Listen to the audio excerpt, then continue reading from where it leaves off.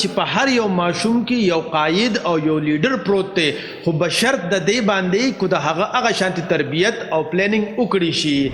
ما خوږه بچي وي مخکې د روستي پول لې، یعنی کم فیلډ ته چې تاسو تل غواړئ د هغه فیلډ مشرانو سره تاسو ملاو شئ. تاسو چې کم صلاحیتونه دي په هغه باندې پکار دی چې مور پلار او استادان پوه شي چې زما په دې ماشوم کې کم صلاحیت دی. د خدای د پاره پښتنو سانونو پیژنئ، ستاسو د پاره خو به ځان له پیغمبر نه راځي.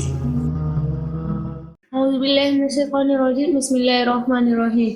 ډاکټر صاحب نن زما ستاسو نه دا سوال دی، موږ خو ماشومان یو، موږ له ښه ژوند پلانینګ اوس پکار دی او که نه؟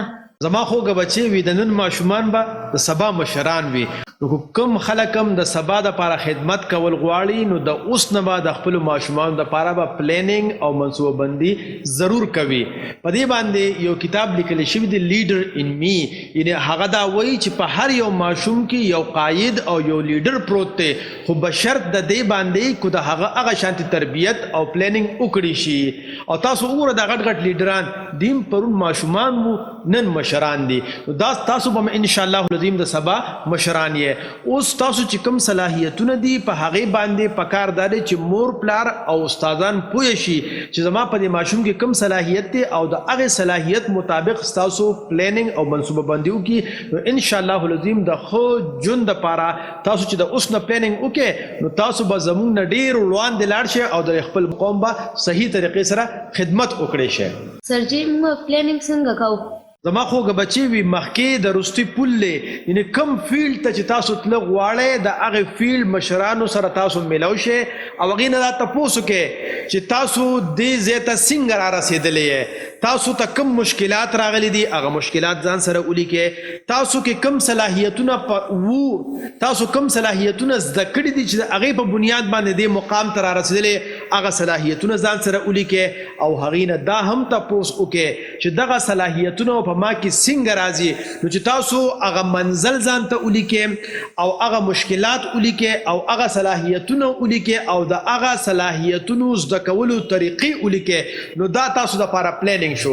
مثال په توګه باندې کوم ماله څوک دا تپوس وکړي چې زه خپل ماشوم چې کوم دی مربي او ټرینر جوړول غواړم چې دې خلکو ته ټریننګ ورکوي او د خلکو تربیت کوي، نو دا به څنګه کیږي؟ نو زه به هغه ته خدا وایم چې لومبۍ به موږ د دې ماشوم د شخصیت ټیسټ کوو. هغه موږ داسې کوو چې آیا د دې ماشوم مینه او محبت څه سره ده. نو که د دې ماشوم مینه او محبت د کتاب سره وي، د دې ماشوم مینه او محبت د کتاب لوستلو نه علاوه د لیکلو سره وي، د دې ماشوم مینه او محبت خلکو ته د مختلفو موضوعاتو باندې د خبرې کولو سره وي، د دې ماشوم مینه او محبت دې سره وي چې یاره زه د خلکو ته ښېګړه ور ورسوم، نو مونږ ووایو چې لومبۍ خبره خو وشوله. دویم به د ماشوم له مونږ دا شوق مخ پړوان دي بوزو چې د ده کتاب سره شوق پیدا شي، د ده لیکلو سره شوق پیدا شي، د ده ویلو سره شوق پیدا شي او دې چې څه زده کړي هغه د نورو خلکو ته رسولو سره شوق پیدا شي. نو دویم به په هغه ماشوم کې مونږ دغه شوق مخ پړوان دي بوزو. او دریمه دغه ماشوم څنګه چې تاسو موږ سره نن ناست یې دغه ماشوم به موږ راولو او خپل ځان سره به کینو او لږ لږ به د سره خبرې اترې کوو، کله خبرې به زه کوم کله به دغه ماشوم کوي. لږه موده پس په دغه ماشوم کې دا صلاحیت پیدا شي چې دی به بیا سبا ټاک شوز هم کولی شي، خلکو ته به خبرې اترې هم کولی شي، ټریننګ به هم ورکولی شي. نو ده کې به دا صلاحیت پیدا شي. همدغه رنګې چې کوم فیلډ ته تاسو تله غواړئ د هغه فیلډ خلکو سره به ملو شئ، د هغې نه به پوښتنې وکړئ او د هغې پوښتنه وروسته به ځان له منصوبه بندي وکړئ او په هغه قدم چې تاسو روان شئ ان شاء الله العظیم کیدای شي تاسو د هغې نه نور هم مخکې ورسیږئ. ډاکټر صاحب ستاسو د جواب راکولو ډېره مننه. لویه شي بچي، خدای پاک دې کامیابه کړه. السلام علیکم. د سوات پوهنتون د سټوډنټانو لپاره یو زیری دی او هغه دا دی که چېرې فرض که تاسو ما سره په ټاک شوز کې حصه اخیستل غواړئ نو هم نن خپل رجسټریشن فارم فل کړئ او په وټساپ باندې هم رابطه وکړئ.